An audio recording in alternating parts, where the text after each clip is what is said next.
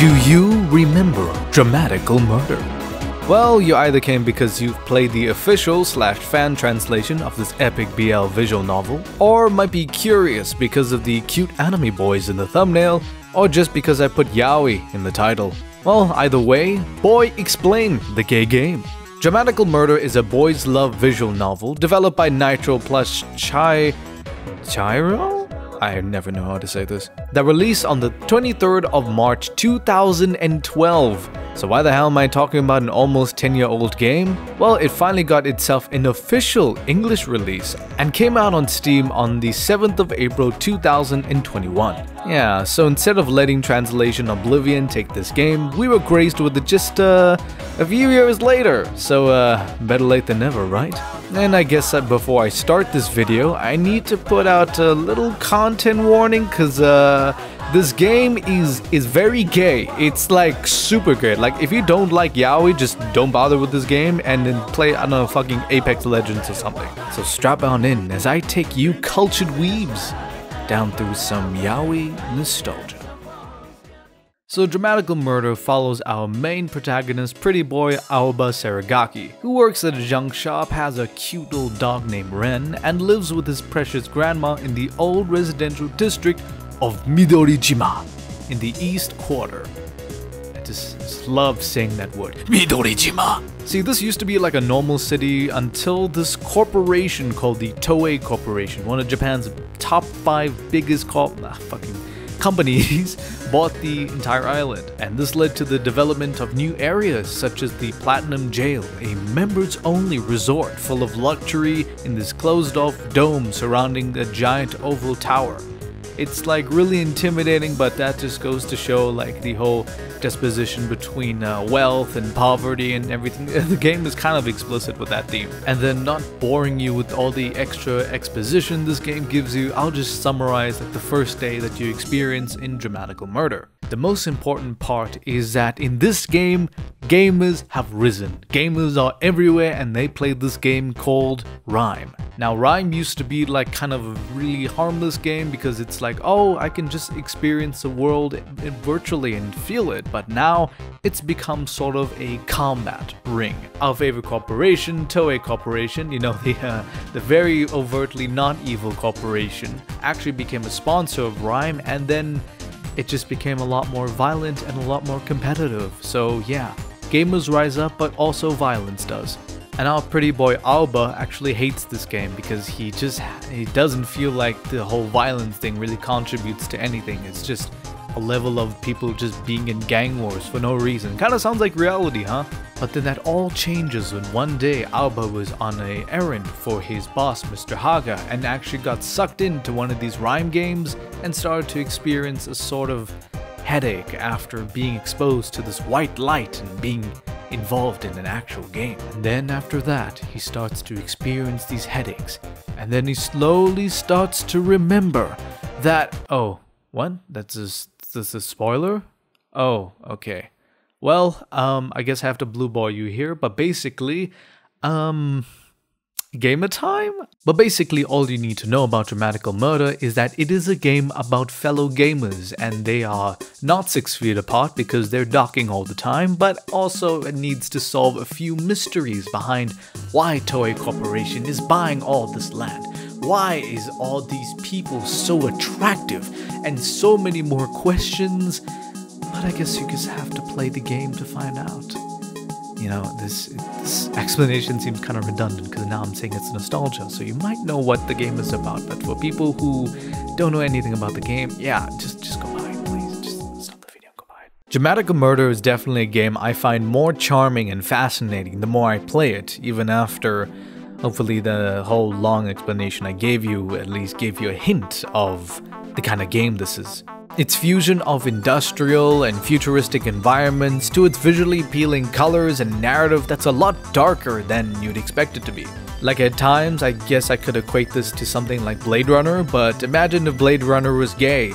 Boom, Dramatical Murder. And of course, there's different routes you can take to secure a good or bad ending towards your given love interest. But don't be fooled, because this game isn't just about dating all these different boys, because there's quite a lot of world building really built into the core of the game, so you kind of explore more of the world based off of who you're hooking up with, which is cool, but also leaves out a lot of potential for you understanding the whole story, but that just means more replayability. But as always, since this is a BL dating game at its very core, best boy has to be Clear. It'll always be Clear. Clear is best boy. The moment he fell from the sky, I knew he was perfect. But I have to say Noise is probably a close second because his route was probably my favorite narratively, but Clear is just, look at him. Just look at him. I'm gonna put him all over the screen. He's just so beautiful.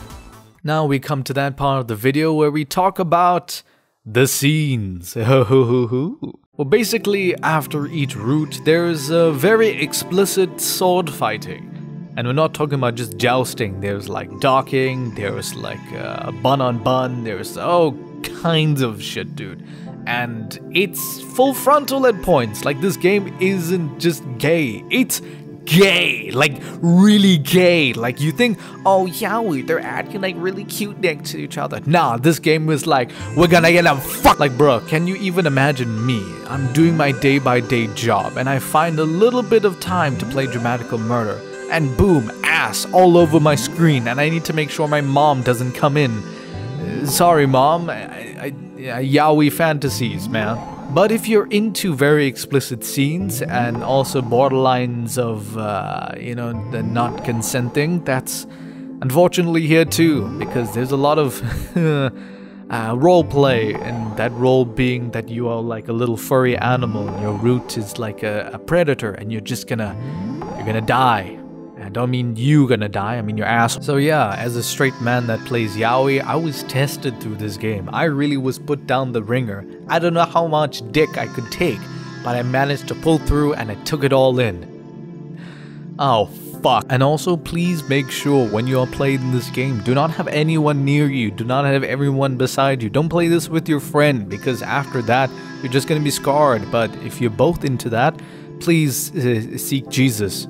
So overall, I would say that this is a classic in the BL visual novel genre and tells quite a fascinating story about the future, the human heart, and how the line between reality and the virtual can become more and more blurred because more of humanity learns to normalize it. And like, I made that Blade Runner comparison earlier, but it's so interesting how all these different cyberpunk material take on this whole idea about the virtual, about machines, about the future, and how that can affect humanity and change us in a way that we really want it to be, or in unexpected ways that we become, controlled because of it. And it's really interesting, actually, for all the all the really kinky stuff that is in here. That's also really fascinating and philosophical things to really ponder about after you put the game down. So I definitely give this a recommendation if you are into, I guess, the cyberpunk genre, but also if you can